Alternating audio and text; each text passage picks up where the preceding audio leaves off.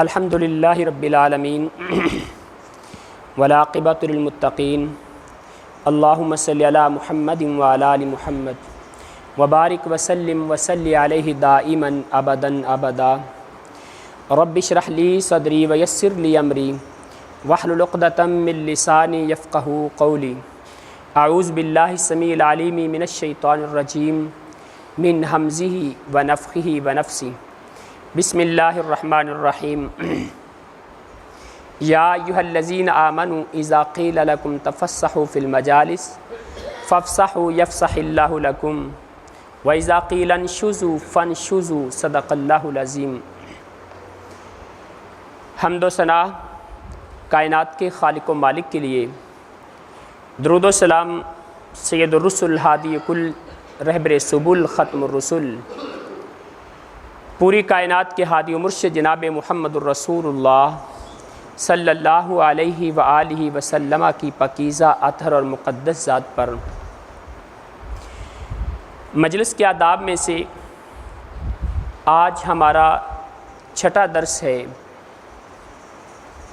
اس سے قبل ہماری گفتگو کے آداب سے متعلق بات چل رہی تھی۔ گفتگو کے آداب میں سے تیسرا ادب یہ ہے، دو آداب ہم نے پہلے بیان کر لیے ہیں، اور تیسرا ادب یہ ہے گفتگو کے آداب میں سے محفل کے اندر بیٹھے ہوئے، مجلس کے اندر بیٹھے ہوئے، کہ کسی کی تحقیر نہ کی جائے، کسی کو اپنے سے حقیر نہ سمجھا جائے، اپنے سے چھوٹا تصور نہ کیا جائے، علم کے لحاظ سے، عمر کے لحاظ سے، مقام و مرتبے کے لحاظ سے۔ ہاں، چھوٹے کو یہ چاہیے کہ وہ بڑے کا خیال کرے، لیکن جو بڑا ہے وہ وسعت ظرفی کا ثبوت دیتے ہوئے چھوٹے کو بھی اپنے جیسا انسان سمجھے۔ یہ اس کی عاجزی ہوگی، اس کی انکساری ہوگی، اور جتنا کسی کے اندر عجز ہوگا اللہ اس کو اتنا بلند کر دے گا۔ تحقیر کے اندر دوسری چیز یہ شامل ہے استہزاء کرنا، کسی کا مذاق اڑانا۔ اللہ تعالیٰ نے قرآن مقدس میں یہ فرمایا ہے، یا ایھا الذین آمنوا لا یسخر قوم من قوم عسیٰ ان یکونوا خیرا منہم۔ محفل کے آداب میں سے، گفتگو کے آداب میں سے یہ ہے کہ کوئی کسی کا تمسخر نہ اڑائے۔ اے ایمان والو، کوئی قوم کسی دوسری قوم کا مذاق نہ اڑائے۔ تمسخر کا معنی ہوتا ہے کوئی ایسی بات کرنا کہ جس بات کے ذریعے سننے والے ہنسنے لگ جائیں، ان کے اندر خوشی کی ایک لہر دوڑ جائے، اور جس انسان کے بارے میں بات کی ہے وہ ذلیل و خوار ہو جائے، وہ حقارت کی نظر سے دیکھا جائے، اس کو تمسخر کہا جاتا ہے۔ اللہ تعالیٰ فرماتے ہیں کہ کوئی قوم کسی دوسری قوم کا تمسخر نہ اڑائے، اس کا مذاق نہ اڑائے۔ یہ جیسے ہم کہہ دیتے ہیں نا، ہاں جی ہم نے دیکھا ہے، کمیار ہویا نا کمیار دیاں آتے ہیں جی ہوندیاں نے، اے فلاں ہویا تو فلاں دیاں آتے ہیں جی ہوندیاں نے۔ کسی کا کچھ نہ کچھ مذاق اڑا دیا اس انداز سے۔ اللہ کا قرآن کہتا ہے، اور نہ کوئی عورت کسی دوسری عورت کا مذاق اڑائے، بلکہ امام نووی رحمۃ اللہ علیہ آپ فرمایا کرتے تھے کہ میں تو کبھی کتے کو بھی مذاق نہیں کرتا، کبھی کتے کو بھی مذاق نہیں کرتا، اس خوف اور ڈر کی وجہ سے کہ کہیں کائنات کا خالق و مالک مجھ پہ ناراض ہو کے میرے مذاق کی وجہ سے، تمسخر کی وجہ سے اللہ مجھے بھی کتا نہ بنا دیں۔ اللہ تعالی ہمیں اس سے محفوظ فرمائے۔ اور یہ قدرت کا فیصلہ ہے، آپ جس کا جو مذاق اڑائیں گے دنیا کے اندر اللہ آپ کو اس سے واسطہ ڈالے گا، اس چیز میں اللہ آپ کو مبتلا کرے گا۔ اگر آپ کسی کے ساتھ اس کے جسمانی ساخت کا مذاق اڑاتے ہیں، ٹانگ سے معذور ہے، ہاتھ سے معذور ہے، زبان سے معذور ہے، آپ نے کسی انداز سے اس کا تمسخر اڑایا، اس کا مذاق اڑایا، اس کو ٹھٹھا بنایا، تو زندگی کے اندر ہی کائنات کا خالق و مالک آپ کو اس چیز میں مبتلا کر کے دکھائے گا، یا آپ کی اولاد میں سے اللہ کسی کو مبتلا کر دے گا، آپ کی نسل میں سے اللہ کسی کو مبتلا کر دے گا۔ اسی لیے ہمیں ان چیزوں سے بچنا چاہیے۔ اور رسول اللہ صلی اللہ علیہ وسلم کا فرمان ہے، لا یحل لمسلم ان یحقر اخاہ المسلم، کسی مسلمان کے لیے حلال نہیں کہ اپنے دوسرے مسلمان بھائی کو حقیر سمجھے، اس کو چھوٹا جانے۔ عدی بن حاتم رضی اللہ تعالیٰ عنہ بیان کرتے ہیں جب میں سرکار دو عالم صلی اللہ علیہ وسلم کہ آپ کی خدمت میں حاضر ہوا تو میرے دل میں خوف تھا، ڈر تھا، میں کانپ رہا تھا، میرا دل دھڑک رہا تھا کہ آپ تو بہت بڑے بادشاہ ہوں گے، پیغمبر کائنات محمد الرسول اللہ صلی اللہ علیہ وسلم بڑے عظیم اور جابر قسم کے بادشاہ ہوں گے، جیسے روم کے بادشاہوں کی داستانیں سنتے ہیں، جیسے ایران کے بادشاہوں کی داستانیں سنتے ہیں، آپ بھی تو ایسے ہی ہوں گے۔ عدی بن حاتم فرماتے ہیں لیکن میں نے دیکھا سید دو عالم صلی اللہ علیہ وسلم مسجد سے نکلے، باہر گئے، ایک عورت جو دماغی طور پہ درست معلوم نہیں ہوتی، پھٹے پرانے کپڑے، فقیرانہ حالت، پراگندہ سی طبیعت، اس عورت نے پیغمبر کائنات علیہ السلام کے ساتھ باتیں کرنا شروع کر دیں۔ آمینہ کے لال اس کے پاس کھڑے اس وقت تک اس کی باتوں کو سنتے رہے جب تک وہ بولتی رہی۔ کہتے میرے دل سے خوف ختم ہو گیا، میں سمجھ گیا کہ یہ واقعتاً رب کا پیغمبر ہے۔ اگر یہ بادشاہ ہوتا اس عورت کو حقیر سمجھتا، اس عورت کو اہمیت نہ دیتا، اس کی باتوں کو نہ سنتا، یہ واقعتاً رب کا پیغمبر ہے کہ جس نے ایک ادنا سی عورت کی باتیں بھی اس وقت تک سنی ہیں جب تک وہ باتیں کرتی رہی ہے۔ اسی لیے ایک مسلمان کا یہ فرض ہے محفل میں بیٹھے ہوئے، مجلس میں بیٹھے ہوئے، عام زندگی کے حالات میں کسی دوسرے مسلمان بھائی کا مذاق نہ اڑائے، اس کا تمسخر نہ اڑائے، اس کو استہزاء کا نشانہ نہ بنائے، اس کی قوم کو، اس کی حالت کو، اس کے لباس کو، اس کے بول چال کو کسی انداز میں بھی اسے مذاق نہیں بنانا چاہیے۔ اللہ تعالی ہم اس سے محفوظ فرمائے۔ اور مجلس کے آداب میں سے، گفتگو کے آداب میں سے چوتھا ادب یہ ہے کہ انسان جب گفتگو کر رہا ہے تو کسی دوسرے کی گفتگو کو ٹوکے نہیں۔ ایک بول رہا ہے نا، دوسرا اس کے اندر سے بولنا شروع کر دے۔ پیغمبر کائنات علیہ السلام کے صحابہ کا یہ طرز عمل تھا کہ آپس میں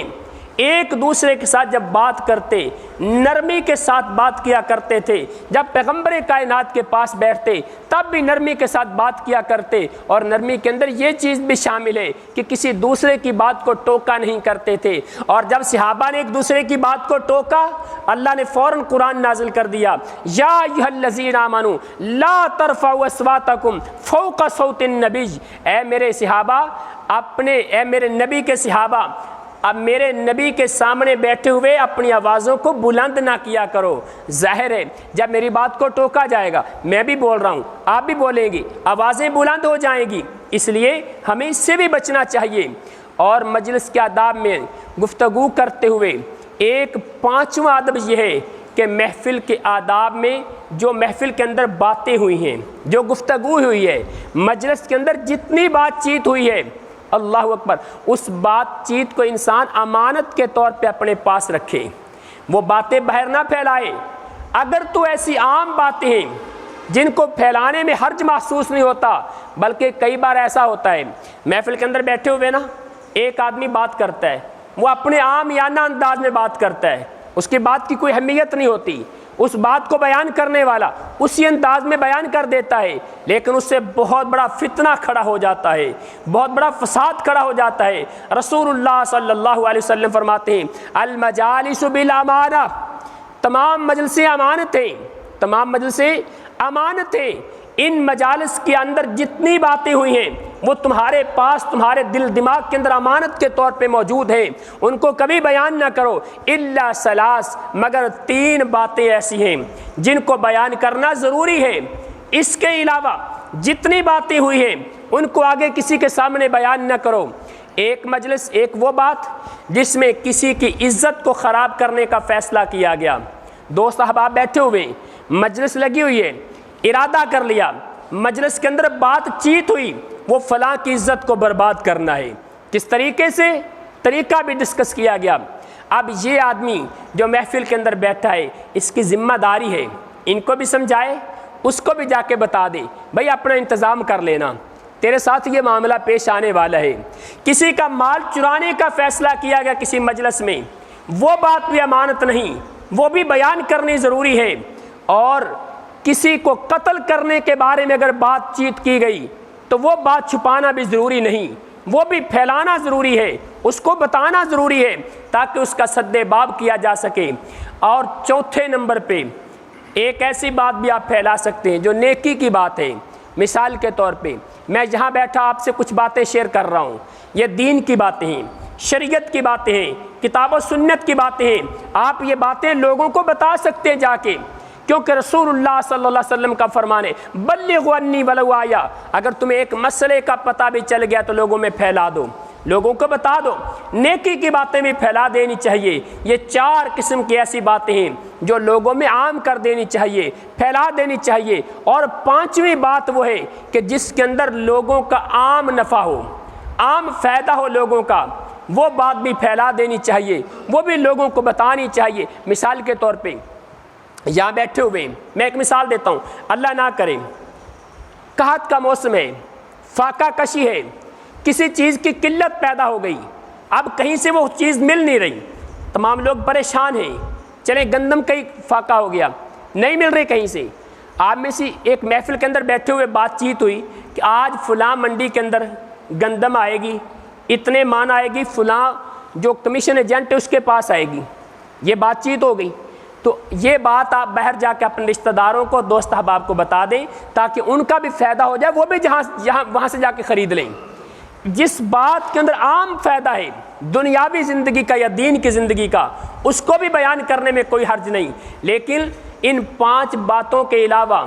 کوئی چھٹی بات ایسی نہیں کہ جس کو پھیلایا جائے۔ یہ مجلس کی امانت ہوتی ہے۔ اور 7ویں نمبر پہ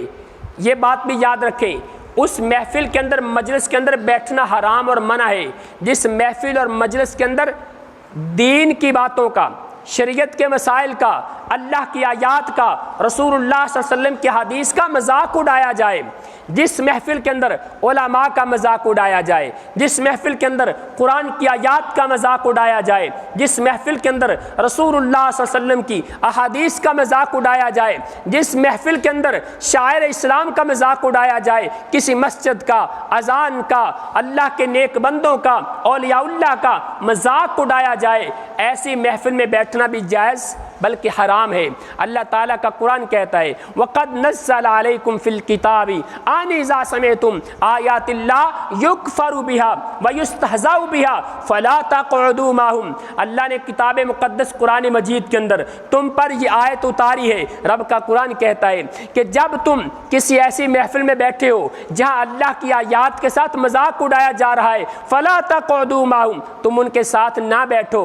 نقصان کیا ہوگا؟ إِنَّكُمْ إِذًا مثلهم، اگر تم اس محفل میں بیٹھے رہو گے، اس مجلس میں بیٹھے رہو گے، تم بھی ان لوگوں میں شمار ہو جاؤ گے جو اللہ کی آیات کا مذاق اڑانے والے ہیں۔ مثال کے طور پہ یہ داڑھی سنت رسول ہے، تمام انبیاء کی سنت ہے، بلکہ فرض ہے ہر مسلمان کے لیے، ہر انسان کے لیے اللہ نے اس کو فرض قرار دے دیا ہے۔ کسی محفل میں بیٹھے ہوئے کسی کی داڑھی کا مذاق اڑایا جا رہا ہے، کسی محفل میں بیٹھے ہوئے کسی کے لباس کا مذاق اڑایا جا رہا ہے، دیکھو ٹخنوں سے نیچے کیسے رکھتا ہے جی، یہ ٹخنوں سے نیچے، ٹخنوں سے اوپر کیسے رکھتا ہے جی، اور اینجل آدمی پانی لا کے آیا ہوتا ہے، یہ مذاق اڑایا جا رہا ہے۔ ایسے محفل میں بیٹھنا حرام ہوتا ہے جہاں پہ مسائل کا، دین کی باتوں کا، اولیاء اللہ کا، علماء کا، شاعر اسلام کا، قرآن کی آیات کا، حدیث رسول کا مذاق اڑایا جائے، وہاں پہ بیٹھنا حرام ہے۔ اگر بیٹھیں گے تو آپ ان لوگوں کے ساتھ شامل ہو جائیں گے، ہاں ان کو سمجھانا چاہیے، واضح و تبلیغ کرنی چاہیے،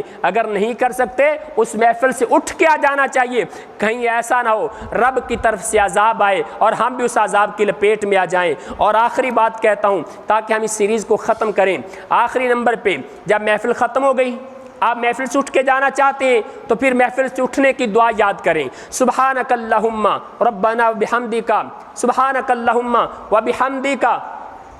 اشہد ان لا الہ الا انت استغفرک واتوب الیک۔ یہ دعا آپ یاد کیجئے جب محفل برخاست ہو، کسی مجلس سے اٹھیں، دوست احباب ملیں، آپس میں مل کے ایک دوسرے سے جدا ہونے لگے تو یہ دعا پڑھیں۔ بلکہ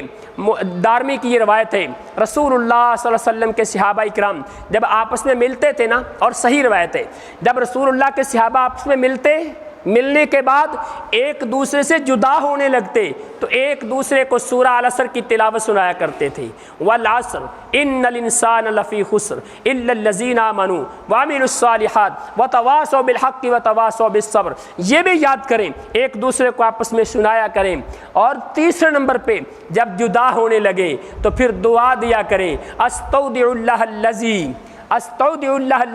لا تضیع ودائعہ، یہ وہ بندہ دعا دے گا جو اٹھ کے جانے والا ہے اور جو محفل میں بیٹھا ہے، جو روانہ کر رہا دوسرے کو، وہ یہ دعا دے گا، استودع اللہ الذی استودع اللہ دینکم و امانتکم و خواتیم اعمالکم، وہ یہ دعا دے گا جانے والے کو۔ ان دعاؤں کو بھی یاد کیجئے۔ اللہ تعالیٰ سے دعا ہے اللہ ہمیں عمل کی توفیق عطا فرمائے۔ مجلس کے آداب کے ہمارے 6 دروس ہوئے، ان سب کو آپ اچھی طرح یاد کریں، مجلس کے آداب کا خیال رکھیں تاکہ ہماری مجالس برکات کا مجموعہ بن سکیں، اللہ کی طرف سے رحمتیں نازل ہوں ہماری مجالس کے اندر، ہمارے محفلوں کے اندر اللہ تعالیٰ کی طرف سے رحمتیں اور برکتیں نازل ہوں۔ یہ تب نازل ہوں گی جب ہم ان چیزوں کا خیال کریں گے۔ اللہ تعالیٰ سے دعا ہے اللہ عمل کی توفیق عطا فرمائے، اللہ تعالیٰ ہمارے بیماروں کو شفا دے اور ہمارے فوت شدگان کے اللہ مغفرت فرمائے۔ یہ چند دن پہلے میرا بہت اچھا دوست تھا، نیک انسان تھا، خوش اخلاق تھا، خالد بکاپور سے فوت ہو گیا، اچانک فوت ہوا ہے، چھوٹے چھوٹے بچے اس کے لیے بھی دعا کیجیے اللہ تعالیٰ مغفرت فرمائے، درجات بلند کرے، جتنے فوت شدگان ہیں اللہ سب کے مغفرت فرمائے۔ ربنا تقبل منا انک انت السمیع العلیم وتب علینا انک انت التواب الرحیم، وصلی اللہ تعالی علی خیر خلق محمد وآلہ وصحبہ اجمعین برحمتک یا ارحم الراحمین۔